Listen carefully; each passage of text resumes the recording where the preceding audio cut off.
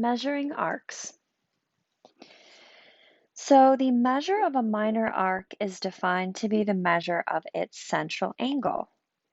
If you notice here in the picture, the measure of this minor arc, this little A should scoot down a little, should be right here.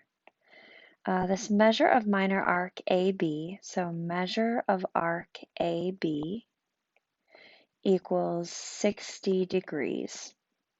And we know the measure of arc AB is 60 degrees because, of course, it's labeled, but also because this central angle here is also 60 degrees.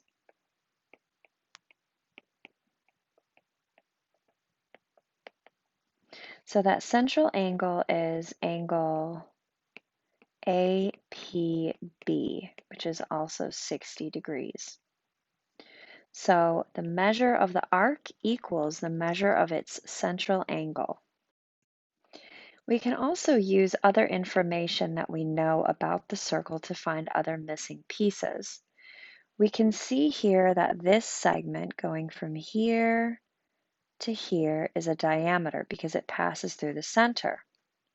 If it's a diameter, then we know that its angle measure is 180 degrees. It's a straight line.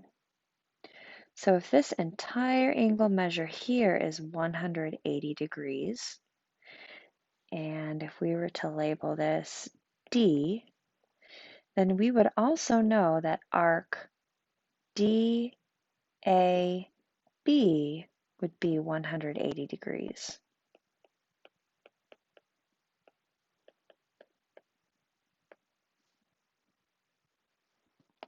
Another piece of information that we can infer from our graph here is, hold on one second, there we go, is the fact that if the measure of arc DAB is 180, and if the measure of this smaller section of that angle is 60, then the measure of angle DPA must be 180 minus 60, which is 120. So that would make the measure of arc DA 120.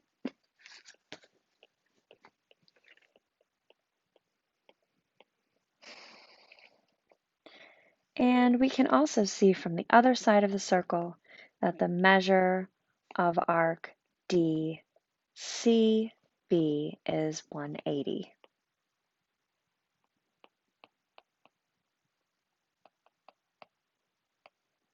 So we can also infer that the measure of angle DPB is also 180.